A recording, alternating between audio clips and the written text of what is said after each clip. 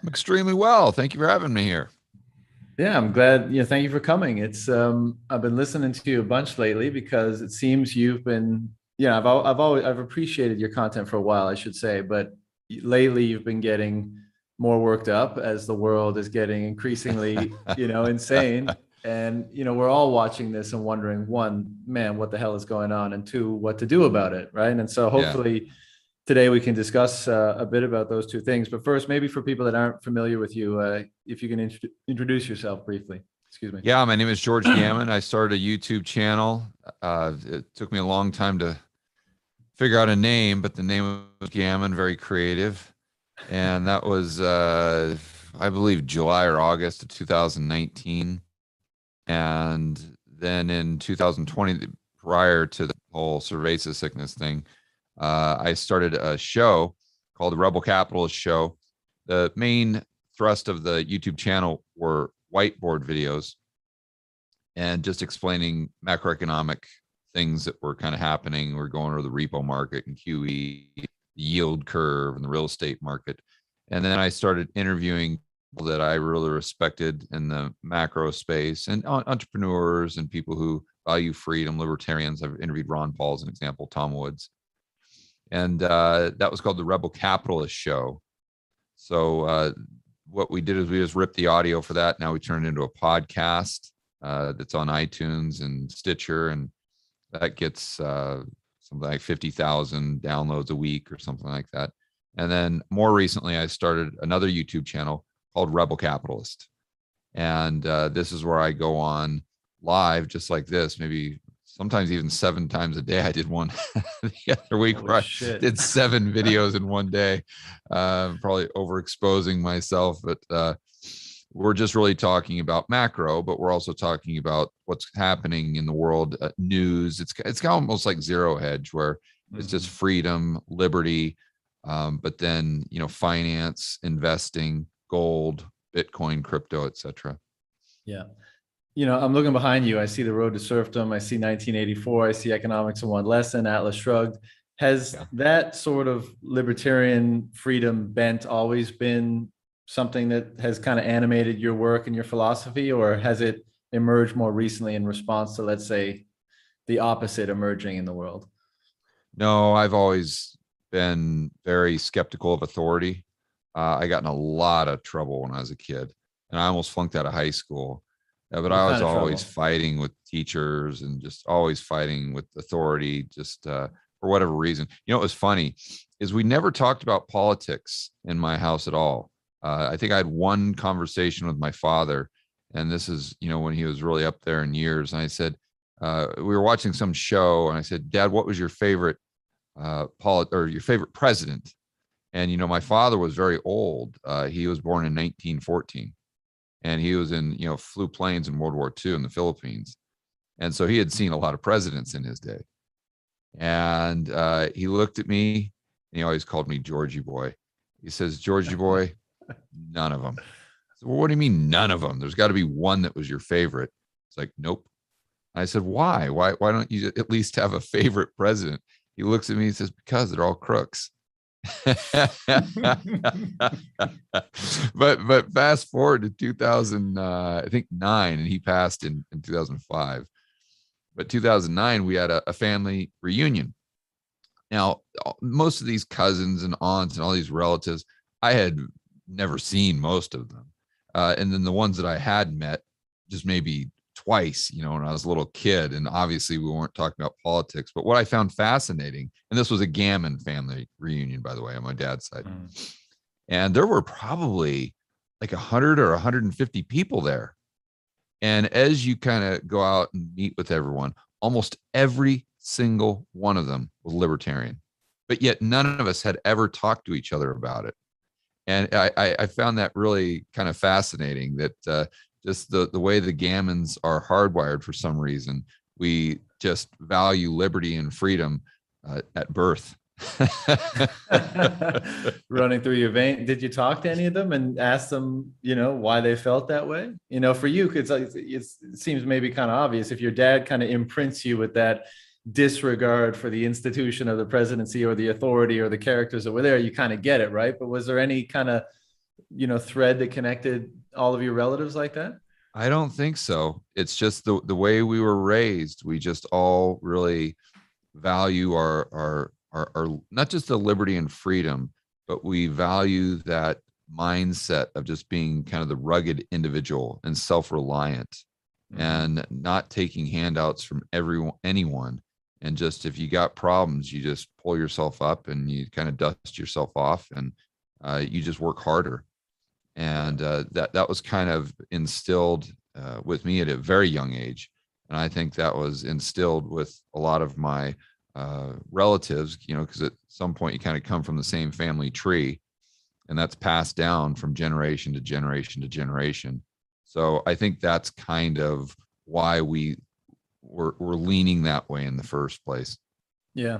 One of the just bizarre things about our time, there's such a lack of appreciation for liberty in this day and age, it seems. The importance of it, the value of it, the philosophy behind it, that just a generation ago, people literally fought and died for. And, throughout the course of history, there's all sorts of people that, talk about the necessity, the importance, the value of freedom. And in the current climate that we're in, a huge portion of the population just seems to have no appreciation for it whatsoever. Well, they scoff at it and they make fun of it. I mean, look at Howard Stern. So I used to love Stern, but he comes out and just echoes exactly what Arnold Schwarzenegger was saying, with no real, I mean, you can tell by what they say that they really haven't done any research above and beyond listening to CNN about the mandates, or, the efficacy of I don't know if this is on YouTube, the efficacy of, we'll call it the medicine, just keep it YouTube friendly here, or the, the downside, the actual risks of, we'll call it the cerveza sickness.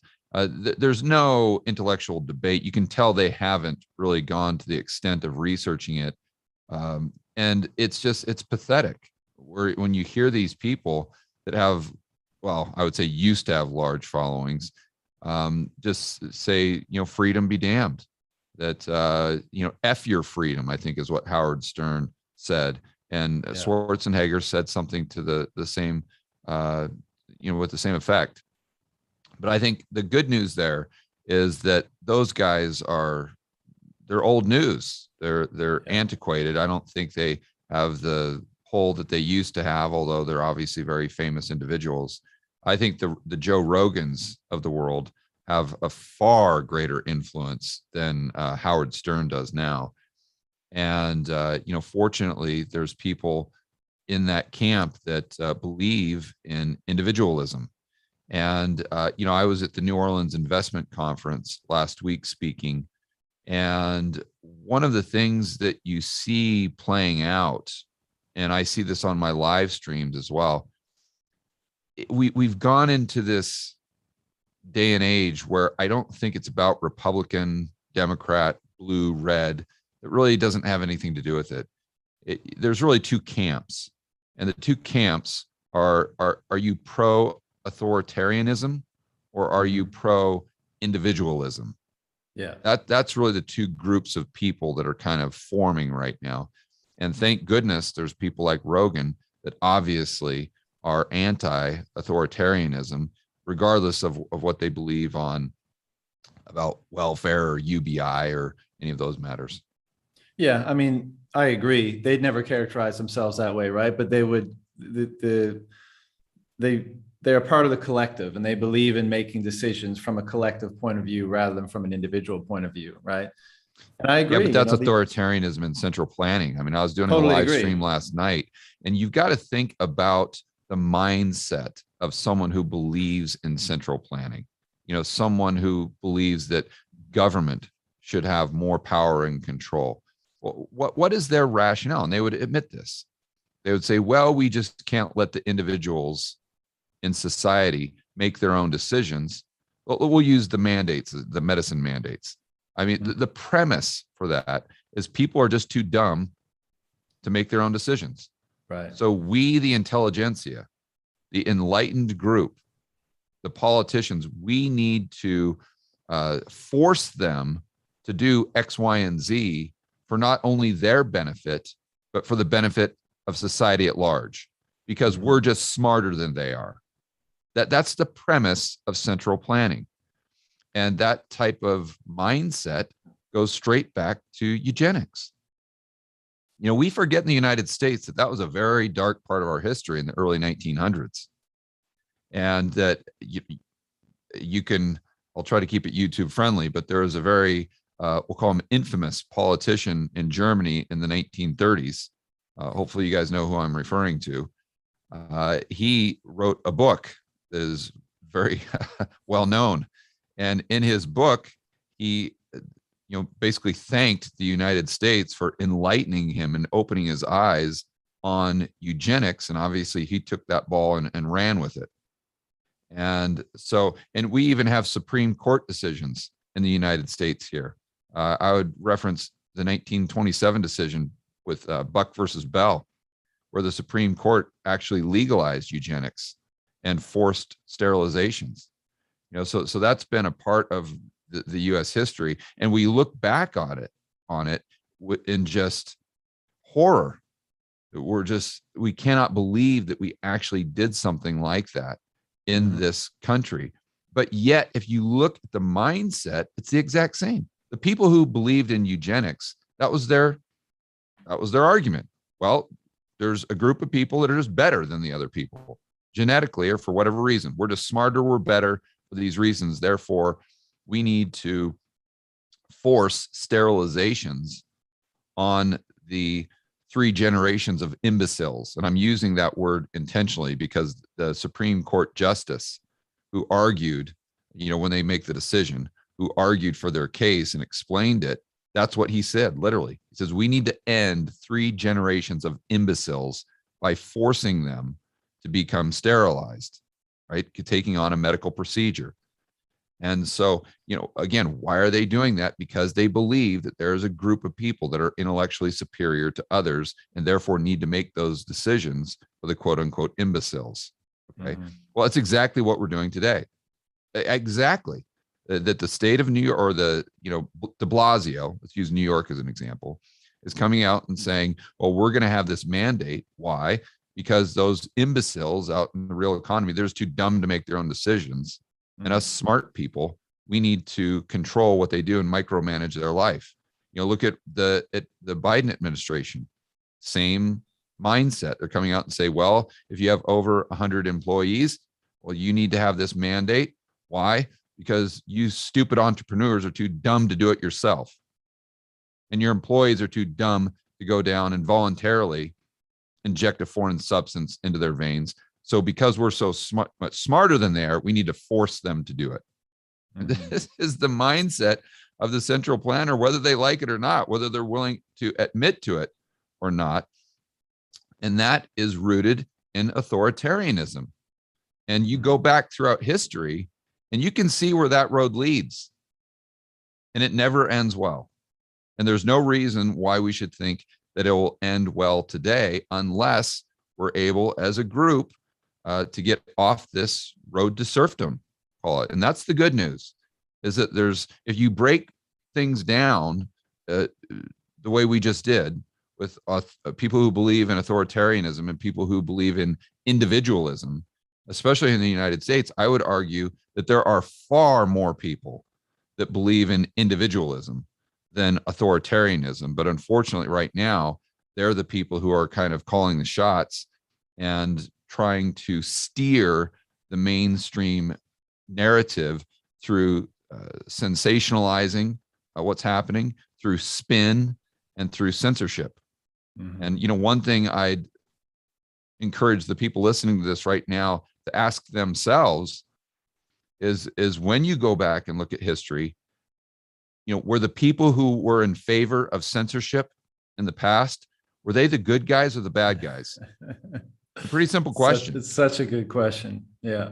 And I think that when we look back on what's happening today in 30, 40 years, or when the history books do in 100 or 200 years, we're going to come to the same conclusion, that the people who favor censorship are the bad guys. The people who favor safety over freedom are going to be on the wrong side of history. And the people who value freedom and individual liberty, they're going to be on the right side of history. Totally agree. And in assessing this situation, you look at this dynamic that's playing out, and most of the time, I attribute those people in positions of power that are imposing these things on people doing so with, as you said, kind of an elitism, feeling superior than the people that they're imposing this on, or incompetence. I don't generally attribute that much malice or, let's say, agenda, but that doesn't mean it doesn't exist. So one, love to get your take on that particular point, but maybe more broadly, why do you think society fractures into these two camps, authoritarian collectivism, individualism, and why do you think in particular it's happening right now? Well, I think to a certain degree it's cyclical because, again, just going back and looking at empires, how they rise and fall, it's the same thing over and over and over again. It's just hard times create good times create weak men, and weak men create hard times. And it just happens over and over and over and over and over again. And another thing that I'd like people to, or I'd encourage people to think through when you're trying to figure out and make sense of this insanity that we're living in right now, and make sense of like the World Economic Forum Great Reset agenda, or the IMF, or what's happening with Biden or Trudeau, and why they're just parroting every single thing that Klaus Schwab says, or why on earth that everyone, all of these central planners in the United States are completely ignoring natural immunity when it comes to these mandates. They're not even doing that in Europe, right? It's not that I agree with the mandates in Europe, but at least they're acknowledging natural immunity. We're not even bringing up the phrase here. And so, is that about big pharma? Probably. There's something to that, but there's so many variables. I think it's hard for people to get their head around and determine who is really pulling the strings here, right? But I've given this a lot of thought, and going back, and again, we'll reference history. You see that whether it was the Roman Empire, they're always battling the Persian Empire and battling the people from the north. And at the same time, the Romans were trying to, extend their territory into northern Africa. And you had the Ming Dynasty, and you had, Alexander the Great trying to conquer the world. And you had, the Genghis Khan types, right? And whether the Roman Empire was expanding, or the Persian Empire, or the Ottoman Empire, you always had this one guy that was just the driving force, that just had this insatiable lust for power and just to conquer and dominate the world. You could say that was a good thing or a bad thing. I'm not here to debate that. But I think what we have to acknowledge is that now, today, the population is, let's say 10 times greater. So to think that we don't have any more of those Genghis Khan types or Alexander the Great types, you're kidding yourself. Of course we do. It's just now those Alexander the Great types, or the Genghis Khan types, they can't control the world or further their power, increase their power with spears, swords, horses, elephants, chariots, armies of 100,000 men. They have to do it in a different way. So I believe they're doing that today by controlling corporations, or let's just say influencing them to a great degree, again, in a very similar way that they did in Germany during the 1930s, right? You had private property rights. The political party did not own the corporations, but they influenced them to such a great degree that it was really one and the same. Effectively, it was the same thing. So if you're one of those, we'll call them Genghis Khan types today, how do you increase your power? Well, you control those corporations. You look at the World Economic Forum and all their corporate partners, and it's all big tech. It's all the people that you would expect. And then you start listening to the words that those CEOs use. And I always use Mark Benioff as an example of that with Salesforce. Read what he writes on his blog posts. Listen to what he says in his interviews. It's the exact same thing, word for word. he uses the same verbiage. I think that's very important, that Klaus Schwab uses at the World Economic Forum. And they even have the same boogeyman. They set up the same people as public enemy number one. This would be Milton Friedman. So you kind of have to scratch your head and say, you know, you may like or dislike Milton Friedman, but or you may say maybe he wasn't the greatest economist or whatever your view is, but you at least have to admit that the principles he stood up for, I mean, small government, freedom, individual liberty, free market capitalism, that's something that we need more of today, not less of. So if you're someone who is demonizing Milton Friedman and his ideas, if you're someone who is literally demonizing quote unquote neoliberalism, which is the word they always use, you kind of have to scratch your head and kind of think twice about what that person's true motives are. And so again, my whole point there was to illustrate that if you believe we do have these people in our society today, like we had 1,000 years ago, like we had 5,000 years ago, but they can't really achieve their objectives through spears and horses and chariots, you have to ask yourself, how would they be achieving those objectives today? And I think that makes a lot of sense as to why we saw the lockdowns and why we're potentially seeing these unbelievable mandates today when you look at them through the lens or when you look at them understanding that we're in the tightest labor market in human history, looking at the United States, right? So let's think about that. They do these lockdowns. Well, who does that wipe out?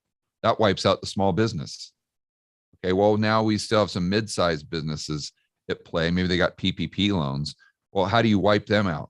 Okay, well, they're already struggling to find employees, or dealing with all of these shortages, supply shortages, all of these constraints on the global supply chains. And every single one of them has a help wanted sign out there. Well, let's just make life even more difficult for them by forcing them to fire 10 to 20% of their staff. What's that going to do? Right. And I'm talking about the mandates that Biden came out with that said any business over 100 employees has to have these restrictions. So then what you're doing is you're trying to issue a knockout blow to small business and mid-sized business. Okay, well, this is very convenient if you want to control the world. Why? Because you need to control the supply of goods and services to control societies. Okay, well, it's very hard to control millions and millions and millions and millions of small businesses, mom and pop shops. But it's a heck of a lot easier to control 100 global corporations. And think about what happened during the lockdowns. All these mom and pop businesses go bust, but we have demand staying the same, if not increasing, due to stimmy checks. Well, where is everyone getting their goods and services now? Oh, well, they just go to Amazon. So you see, all what we're doing is whether this is intentional or not, you be the judge. But what's effectively happening is they're consolidating all of the power and all of the sale of the goods and services to these larger and larger corporations, wiping out the small and mid-sized business. And then if those corporations are influenced by, let's say, the global elite, regardless of whether it was intentional or not, it has the same effect. Yeah. You know, I should go back and kind of correct what I said. The thing is like all in a centralized system like this, the larger an organization gets, the more its incentives can result in things being imposed on people down the line. Everyone's vying to make more money, to increase their market share. Everyone's playing to their incentives. And so, as you just said, you know, so I guess I do think there's very powerful incentives concentrated at the top that are causing a lot of this activity to happen. I guess my comment was more surprise, I guess, or not really surprise, unfortunately, I hate to say it, but just the tendency for so many people down the line to fall in line, like your useful idiots like de Blasio and Justin Trudeau and all these people. Like, I almost think I don't give them enough credit to think that they're in on some grand scheme. Maybe that it strokes their ego to know they're in some kind of in-group or whatever, but I see them as so incompetent that I feel like it is incompetence, and of course arrogance and ego and elitism as well.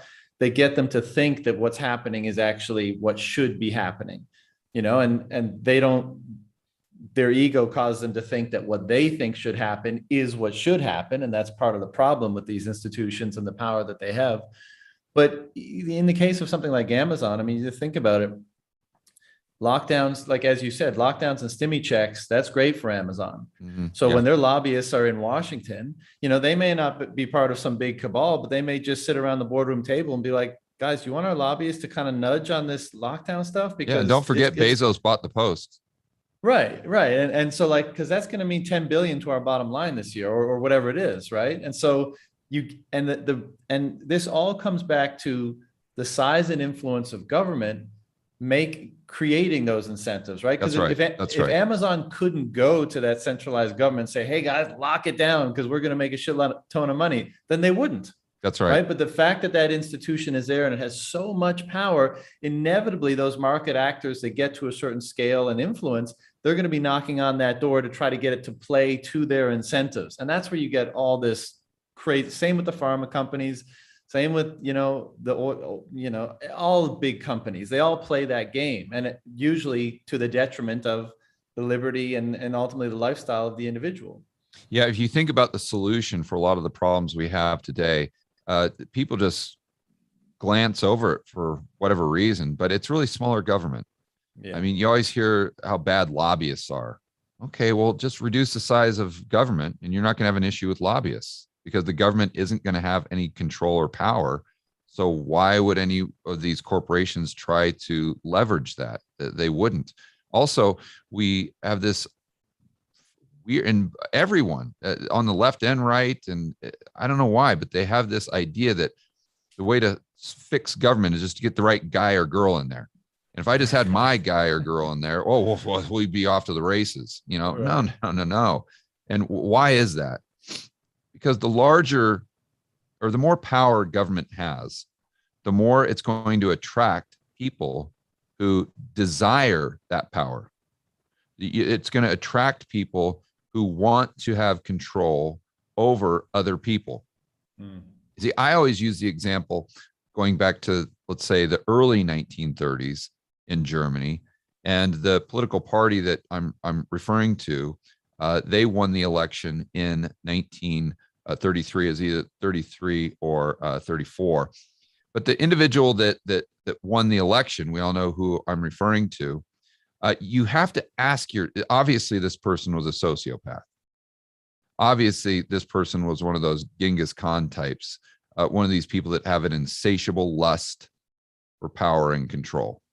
But you have to ask yourself, if at the time the German government had about the same amount of power, let's say, that the United States government had in the early 1800s, would that person even have wanted to be president, or whatever they called them in Germany, chancellor or whatever it was? No. He wouldn't want to have anything to do with that job because it doesn't give him any power.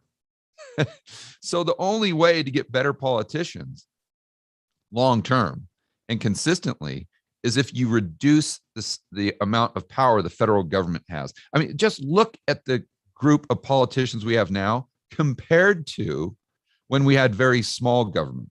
Look at the group of politicians we have now compared to the politicians we had, let's say, in the 1780s or the 1790s. I'd like to remind everyone that they had to twist George Washington's arm on multiple occasions for over a year just to be the president. He didn't want anything to do with it. Right? Can you imagine any of the politicians that we have today in Washington on either side and having to actually twist their arm to be the president of the United States and turn down that power and control? Well, why was that?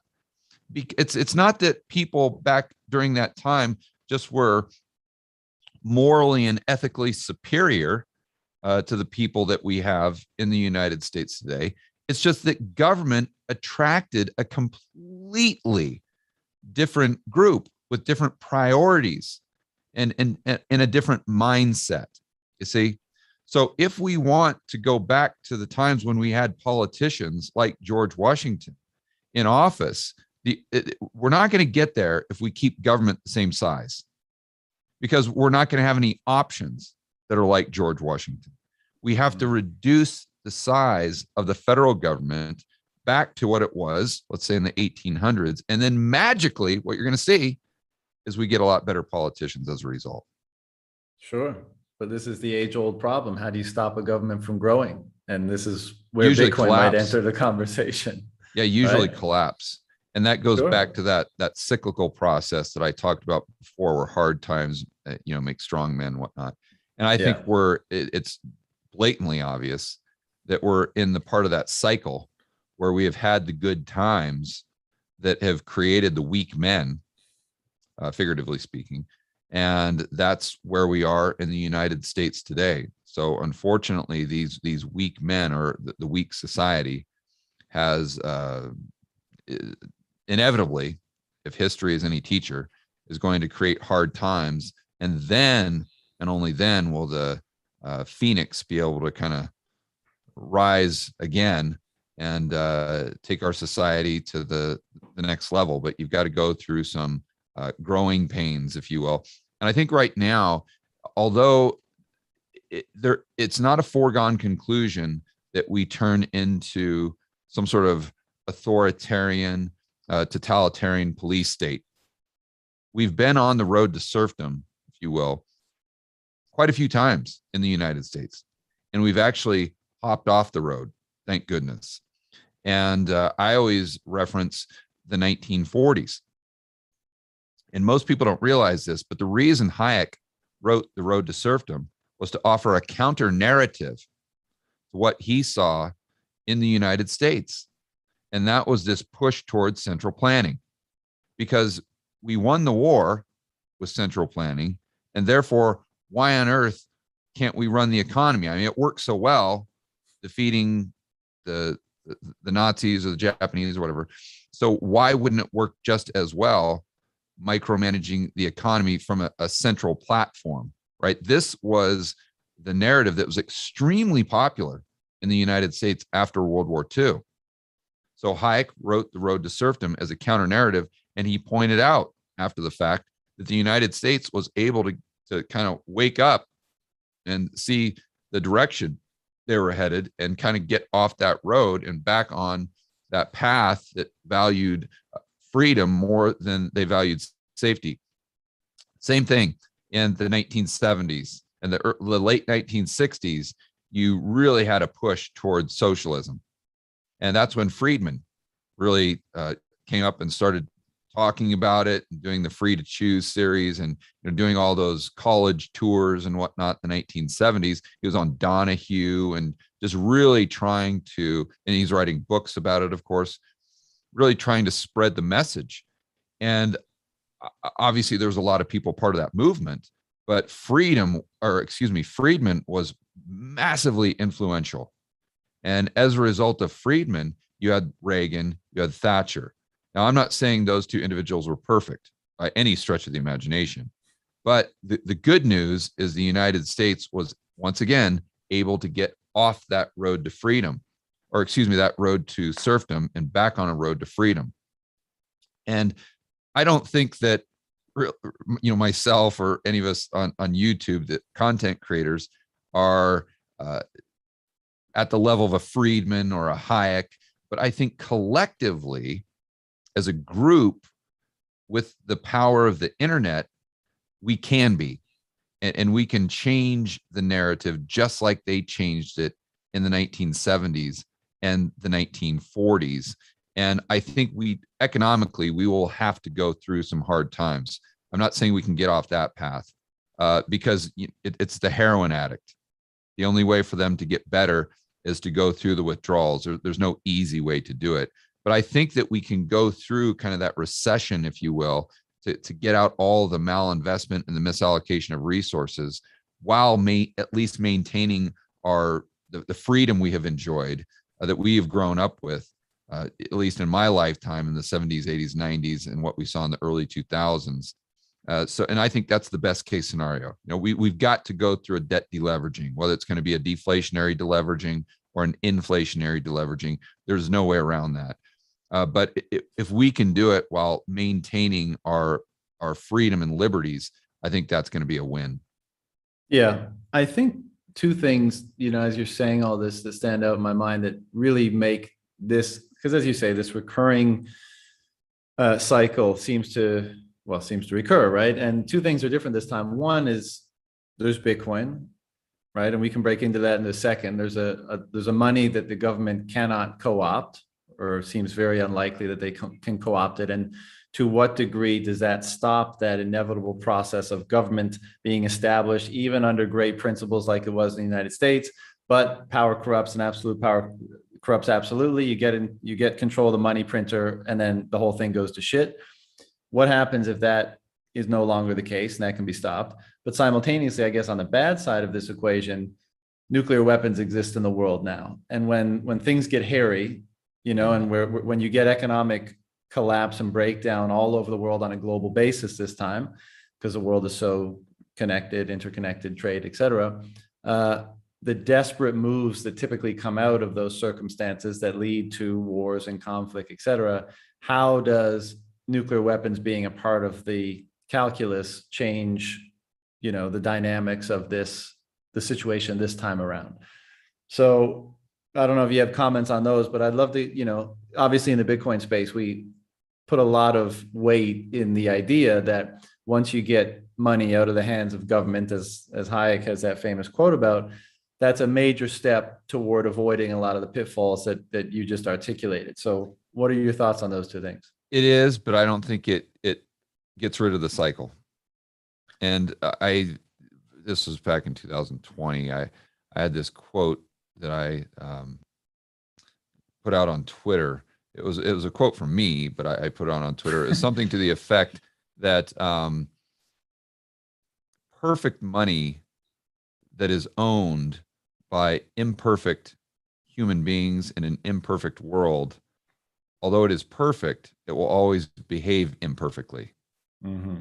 And what I meant by that is, it was something to that effect. Yeah. What I meant by that is, we still, at the end of the day, human beings own the Bitcoin. And therefore, let's just say that we go into this world where we decentralize banks, and then we take that power away from the government for them to create, let's say, fiat currency, or there's a constraint on the government and on the banking system, a lot like there was with gold, but this time it's even better because the gold doesn't need to be stored in these centralized entities called banks. You can just store it in your back pocket. We're still going to have a war. We're still going to have the cycle that I referred to earlier of hard times creating strong men, create good times, create weak men, create hard times. And unfortunately, in hard times, I think people are going to go back to what they've done before, and that's just expand the money supply for a welfare/warfare state. Now, I would agree that it's harder to do that when things are decentralized, but they're still going to tax you. And let's just say that Bitcoin was money, and that was all that was used. Let's say we don't have dollars, yen, rubles anymore. All we have is Bitcoin. The government will still tax, and then you've got to pay them Bitcoin. And then when it hits the fan, or when they want to go to war, like we've seen in the past, they'll go ahead and just abandon let's call it the Bitcoin standard. And then they will go ahead and create, let's just call it paper Bitcoin, Bitcoin IOUs, just like they did with the banking system with when they first started fractional reserve banking a long, long time ago. They'll go into that system. So I think Bitcoin would fix the problem for maybe several decades, but eventually we're we're going to get back to where we are today, where you still have that problem, because at the end of the day, we're all just human beings. And I don't think Bitcoin fixes that. It fixes a lot of things, but it doesn't make us impervious to error Right. or emotional decisions, let's say. Well, that's absolutely true. Although, one of the things that I cover a lot on this show is digging into the psychology, the philosophy of Bitcoin, broadly speaking, and how interacting with Bitcoin and owning Bitcoin and learning about Bitcoin does seem to have these powerful transformative effects on people. I don't know if that's the first time you've heard that, but it seems to be quite a consistent trend. And it's obviously that's a very strange thing to even say, right? It's Which is massive. why I'm so fascinated. I think that's right now, honestly, that's the huge value proposition for Bitcoin. I think above and beyond the price, or I think the price direction of Bitcoin, I don't think is really that interesting. I think what's a lot more interesting about Bitcoin is number one, how you can use it as a plan B, because I think that people who do value freedom are most likely going to be considered domestic terrorists moving forward. Mm-hmm. And we could move into an environment where it's very difficult to have a bank account. And if we have a central bank digital currency, if they ban cash as an example, and you cannot get a bank account because you said something wrong on Twitter or Facebook, where's your purchasing power? So I think that's a great argument why everyone, I don't care what you think the price is going to do, should own Bitcoin, to make sure that they've got a hedge if they are kind of, let's say, booted out of the system. Yeah. But as far as, we were talking about Bitcoin being global money, and then, taking that power away from the politicians, because it creates an environment where government would have to be smaller to a certain degree. But it also takes you down a path of why freedom and liberty is important. And I think it's kind of a progression. What I saw out at the Bitcoin conference, as an example, was there were a lot of people there that were just there because they want a quick way to get rich. I mean, let's just be honest. But there were a lot of people there that I talked to that they initially were started to study and research Bitcoin because they wanted to get rich. They saw the price doubling or whatever. But then they started to realize what made Bitcoin special, in the sense that it is, if it's used correctly if it were used by perfect humans, then it would be sound money. It would be a decentralized approach. And then they start going down that rabbit hole. They say, well, why is sound money good? Or maybe, why is sound money bad?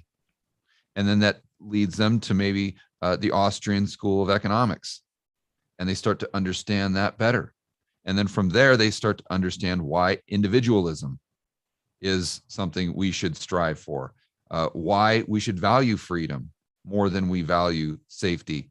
And so many people on my YouTube channel have asked me, what can I do, George, to stand up and fight for freedom and liberty? What can I do? I don't have a YouTube channel, or people say, well, I might not be, I don't have the education, not that I have any education at all, but they think that they need some sort of, doctorate degree. Credential. Yeah, credentials, exactly, to talk about freedom and actually move the needle and change people's minds. And one thing I always encourage them to do are just share videos of Dr. Ron Paul. Because even if you hate his ideas, if you were just an AOC type, you got to like Ron Paul. I mean, you can't say, oh, that guy, he's terrible. I mean, he's such a nice guy. Right. And you have to respect his level of integrity throughout the decades of being right in the middle of the swamp.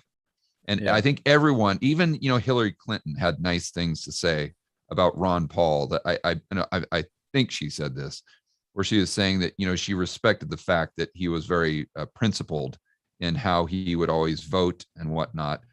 And I think that's when he was very popular with the online crowd, you know, in his last bid for president. But I say start there, but also maybe with your friends and family members that are kind of your typical CNN watcher, start talking to them about Bitcoin and gold. And Bitcoin's great because it's gone up in price. So you can sink the hook with everyone's secret desire to get rich quick. But what you're really doing in a roundabout way is introducing them to the value of sound money, Austrian economics, freedom, and liberty, and just let them go down that rabbit hole themselves, where most people's approach is just trying to beat people over the head with some "Let's Go Brandon" meme on Facebook. And when you do that with your lefty friends or whatever, they're just you're not gonna move the needle. You're not gonna influence them at all. But if you're maybe able to introduce them to Bitcoin as a philosophy, or maybe initially as a get rich quick thing, but they go down that rabbit hole, they understand the philosophy. The next thing you know, you may talk to them in 3 months and they would have gone on their own journey and come to the same conclusion and see the world the same way you see the world. And that's that we really are, our freedoms, liberty are under attack. And that's a big deal. And that we should stand up for freedom. So I think Bitcoin is a great gateway drug to better understand the value of freedom and liberty. I totally agree with that. And, as we often say, come for number, go up, stay for the revolution, or stay for the sound money, or stay for the Austrian economics, That's whatever a great the way thing to is. say it. Yeah.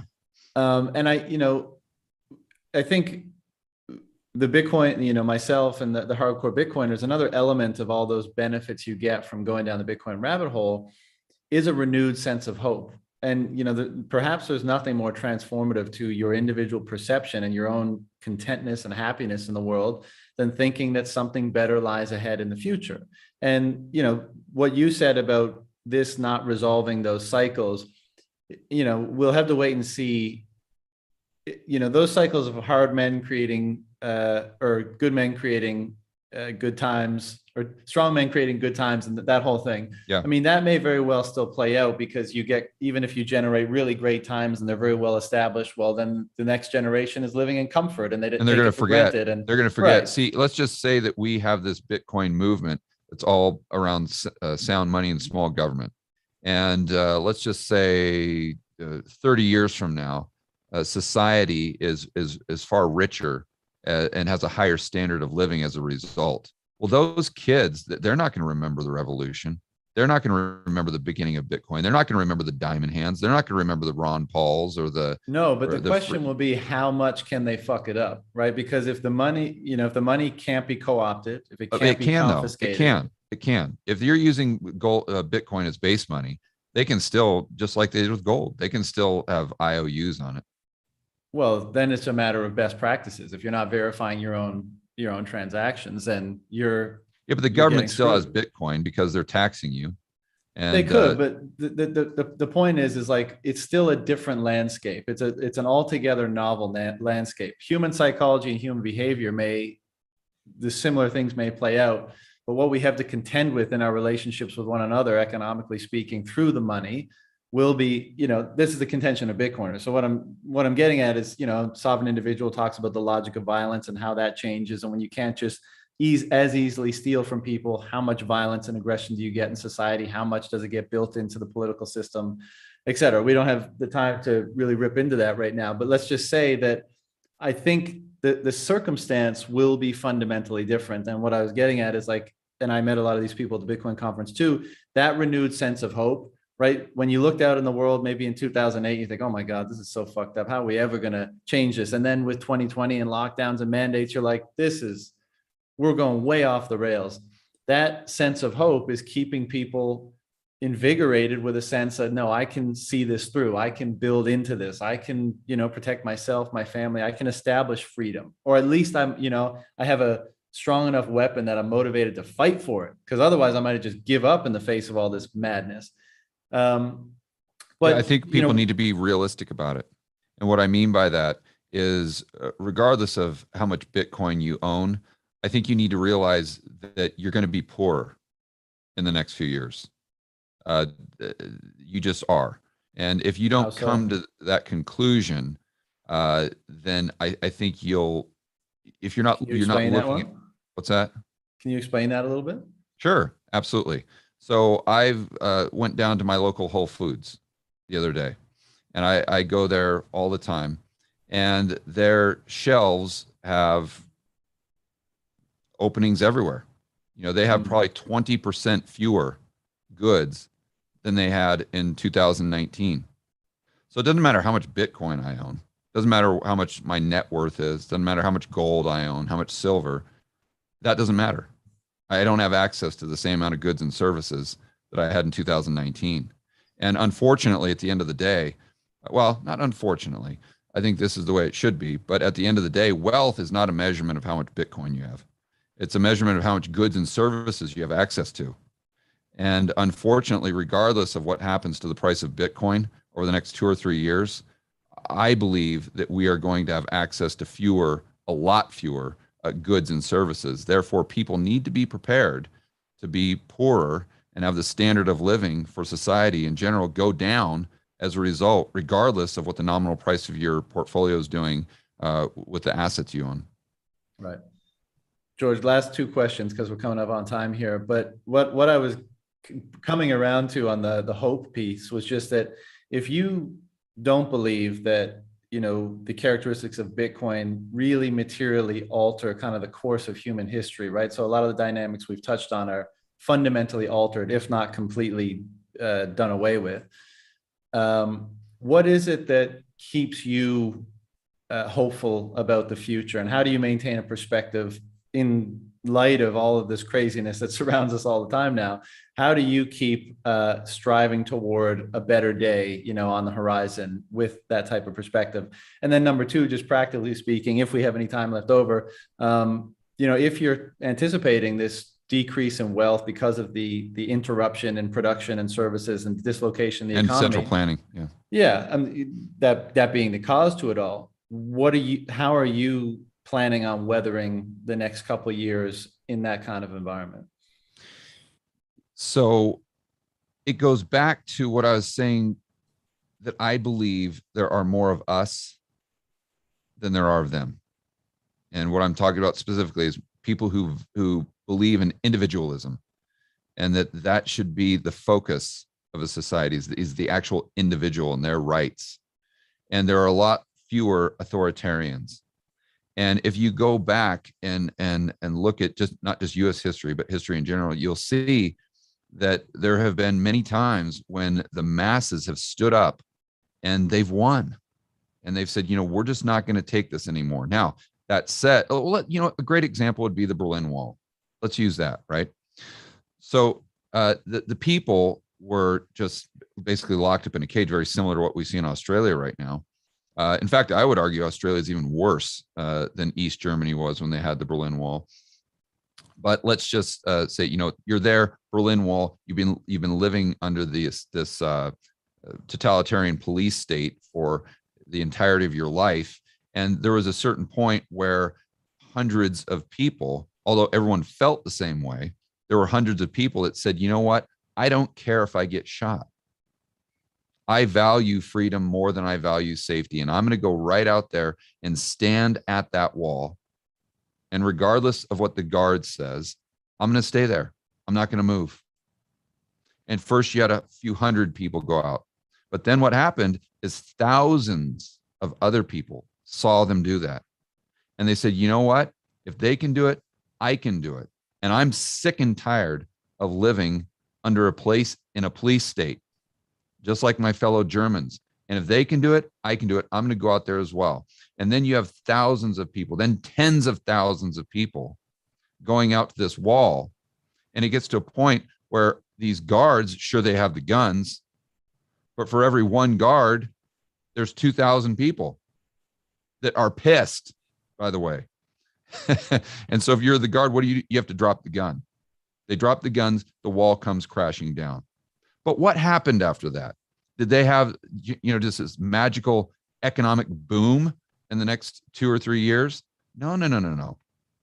it had to all come crashing down, and economically it was very difficult. Now again, the phoenix did rise out of the ashes in 3, 4, 5, 6 years. Now all of a sudden, because you're building on a stronger foundation, their economy really starts to gain traction, and the standard of living gets far better than it ever was under those terrible conditions of East Germany. But it doesn't happen the day the wall comes down, you see. And that's my kind of the message I was trying to relay, is that we should stand up and fight for freedom, because the alternative is that we go into East Germany or we become Stalinist Russia, right? So at the very least, let's get off that path, but realize that from an economic standpoint, we're going to have problems until we get this leverage out of the system. We've got all this misallocation of resources and malinvestment. And regardless of whether or how quickly we go on to a sound money system, that's got to get out of the mix. That's got to get out of society. And that's where you go through some hard times. But we just got to realize that it's worth it to get to the light at the end of the tunnel. Totally agree. Do we have time to get your comments on how you're going to play that process? Should it play out that way? Yeah, how sure. do you game plan this out for yourself? Yeah, I think what like I said, you gotta, even if you're Peter Schiff, I think you gotta own some Bitcoin, because it just, although, I own Bitcoin and I'm bullish on the price, but again, that's not the main reason I have it. I'm far more concerned about people who value freedom being kind of excommunicated from the banking system. And, I was talking to Caitlin Long on my show, and we specifically had this discussion. I said, well, if you don't have a bank account, how do you buy Bitcoin? She goes, legally, you can't. And so I'm like, okay, well, you better buy at least some Bitcoin now, because if you get kicked out of the banking system, you can't, then how are you going to get your Bitcoin? Right? It becomes far more difficult, let's say. And then how do you just have that purchasing power that you can throw in your back pocket and go to XYZ country if you need to? I think it's do you think about a very access to important part of food a and plan water B? and all? Yeah, for sure. Do you think Very about important access part to of a food plan and B. water and supply chain disruptions and how to weather all that? Yeah, well, as far as me personally, what I do is I talk to people who are a heck of a lot smarter than I am, and I say, okay, what are you concerned with?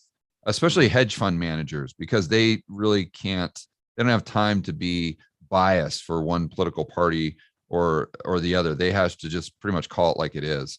And so I'll have conversations with these guys, and one of their biggest concerns are the supply chains for food, especially in the United States, where everything is so consolidated to these, call it 5 corporations that provide like 80 or 90% of our food supply. So they're looking at countries much more like Colombia or Costa Rica would be an example, where you go out to the farming communities that provide the food for the city, that are maybe 5 miles away from the city, and they're not specialized to where all they grow is corn or all they grow is oranges or something. You'll go to these little farms and they'll grow everything. So you have that a much more direct food supply. So as far as my plan B, I'm looking at countries like that, but then I'm really taking it, I'm playing it by ear, because the environment in the world right now, not just in the United States, but in the entire world, is so fluid. We have no idea what it's going to look like in January of 2022. So I think the best thing that you can do is kind of say, okay, where are the pockets of freedom in the world today? Okay, well, you've got a few states like Idaho, maybe Arizona, Texas, Florida. And then you've got a couple countries, maybe you want to throw Sweden in there. You want to throw Tanzania if you're in that part of the world. But outside of that, there isn't much personal freedom. So what I'm doing is I'm just trying to park myself in one of those areas where I don't have to worry about wearing a mask into a grocery store, as an example, and then just play it by ear, and then try to have some options, try to have some Bitcoin, try to have some gold, try to have some watches. I think that one thing I always encourage everyone to do that live in the United States or in Europe, is I believe that we're going to move into a time frame where we're going to have a lot more social unrest and a lot more of these riots and looting that we saw in 2020. I mean, if you understand Bitcoin, if your audience says they understand why, because we've created this economy that completely revolves around asset prices going up, and we've financialized the economy. So unless the Fed continues to do what they have done, and that's try to prop up asset prices, the whole economy comes crashing down. So their only game plan is to exacerbate the wealth divide. So that means more looting, more riots. If you're someone that believes in stagflation, what has been going up in price? It's been housing, it's been energy, it's been food. So historically speaking, what's the line in the sand where people grab the pitchforks and the torches? It's when they can't afford to put food on the table. It's when they can't afford to put a roof over their head. So my point is, I think something very simple that everyone can do above and beyond just own Bitcoin is have an RV, for heaven's sakes. You know, like $5,000, like 10 grand.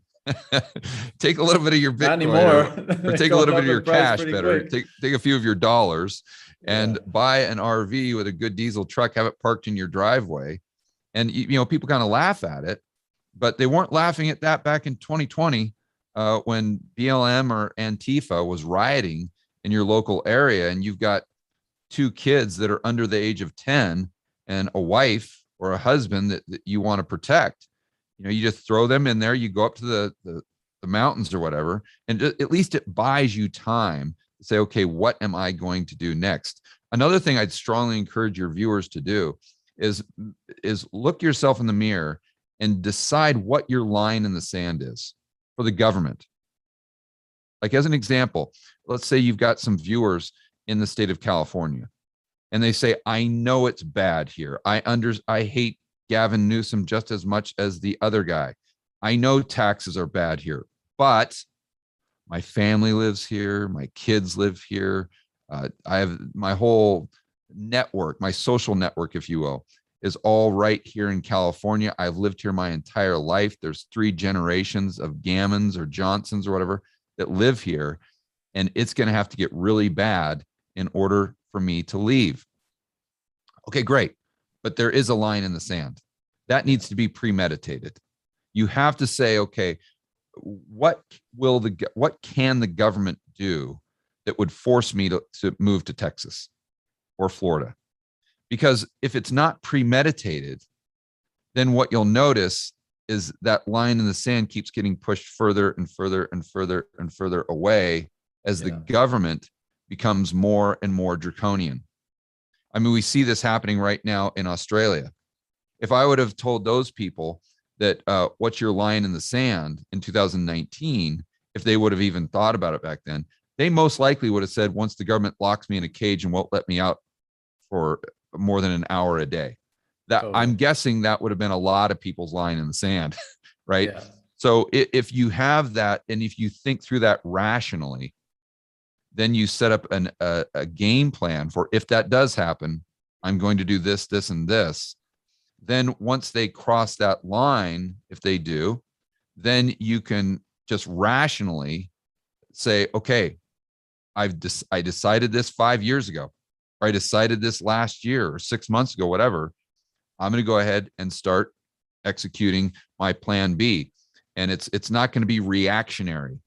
Yeah. It's going to be something that was well thought out. And now all you have to do, you exclude the emotion. Now all you have to do is execute. And very few people do that, but I think that would be wise. I couldn't agree. I think that's phenomenal advice. And I've actually been saying that to certain friends and family, because it keeps you from being the frog that's boiling in water. Right? That's right. You say, as you say, when you're thinking rationally before things get crazy, this is the triggering event. If this line gets crossed, we act. And that's right. And as you said, I mean, we are so past the lines that 99% of the population of the world would have articulated as their line, but 24 months ago. Right. I mean, it's just completely insane. Yeah. And see, that goes back to there being more of us than there are of them. And you think about how those brave individuals took down the wall, the Berlin Wall. If more people had that line in the sand, I think more people, more Americans would be pissed at what's happening today. And we are seeing a lot of pushback, and that's fantastic. But I think we would have seen even more pushback during the lockdowns, as an example, if people would have, determined what their line in the sand was back in 2019. The thing is that line in the sand keeps, let's say we have A, B, C, D, E, F. It keeps F as F, right? Whereas if you don't use that, going from A to B and then B to C and then C to D, those are relatively trivial steps. And that's the frog boiling in water. You think, oh, it's just a little bit step from there. But if your line in the sand, if you have a line in the sand, then when you reach it, there's just that mental framework you have that allows you to realize, like, this is when it goes too far. Because my buddy Andrew Henderson always says it's better to be a year early than a day late. Absolutely. And there's tons of books from 1930s Germany, 1940s Germany that say this exact thing, that talk about people who were, ringing the alarm bells at that time. And these very same stories were emerging then as they are now. If you don't mind, I did a presentation at the New Orleans Investment Conference last week. And I use this quote that I think really nails it, and it'll illustrate what we're talking about, I think, very well. Let me try to find it here. Yeah, here it is. So I'll just read this quote. It's got a picture attached to it of these two Jewish folks that were in, we'll call it Germany, in the late 1930s. And there was a documentary that was done called The Last Days, where they interviewed a lot of the Jewish folks that lived in Germany during the late 1930s. And here's what these people said. People wonder, how is it that we didn't do something? We didn't run away. We didn't hide. Well, things didn't happen at once. Things happened very slowly. So each time a new law came out or a new restriction, we said, well, just another thing, it'll blow over. When we had to wear the yellow star to be outside, then we started to worry. So if your line in the sand, hopefully, would have preceded the yellow star, you would have done the right thing and got out of Dodge in time. And what I said at that investment conference, and I would maintain that, is I think the yellow star of our day and age are the we'll call them the medicine mandates. Mm-hmm. And I think the government in Germany, the way they manipulated the populace to kind of see things their way is through this propaganda effort that included setting up a boogeyman. That's how they unified the majority of Germans, as one of the ways, is they had to have a common enemy. Yeah. So we know what the common enemy, the boogeyman, the public enemy number one was in Germany. I think that public enemy number one is going to be the people who choose not to get the medicine, let's say, or people who value freedom more than they value liberty. That's going to be the boogeyman that the global elite and the politicians, the useful idiots, will choose to target to try to unify the masses of Americans against this group. But again, the good news is I think there's a heck of a lot more of us than there are of them. So if we just wake up and understand that, what our line in the sand is, and hopefully so we can see them cross that, then we can use civil disobedience to stand up for what we think is right and get back on the road to freedom. Well said, man. And I think, having that line in the sand, being adaptable, having options, and having a plan should that line get crossed is incredible advice, because, even though Dodge is pretty much everywhere these days, it's not like in Germany in the 30s where you could just skip a border and maybe you're in a different place. I mean, as we've been discussing, This is a very global thing, so it's a bit trickier, but the more options you have, the more adaptable you are, the better the outcome is likely to be. So I think that's great advice. I'm sure we could talk about this for a few more hours, George, but I'll let you go this time. I appreciate the time. I also appreciate the work that you're doing to educate people, to help people develop more balanced perspective on all this stuff and give them some more information to work with. I think that's part of waking people up. So I commend you for that. In terms of directing people to your stuff before we shut it down, where would you like people to go if they want to learn more about you or your work? Oh, they can just Google my name. If you're someone who's really likes the macroeconomic stuff and trying to learn that, I'd encourage you to go to the George Gammon channel, the whiteboard videos. If you're someone who wants kind of more news and through the lens of freedom and liberty and kind of the Austrian School of Economics, what we were talking about, you can go to the Rebel Capitalist channel. Awesome. Well, George, we'll do this again sometime, hopefully in brighter days, but take care of yourself until then. And thanks again for coming on. Thanks for having me.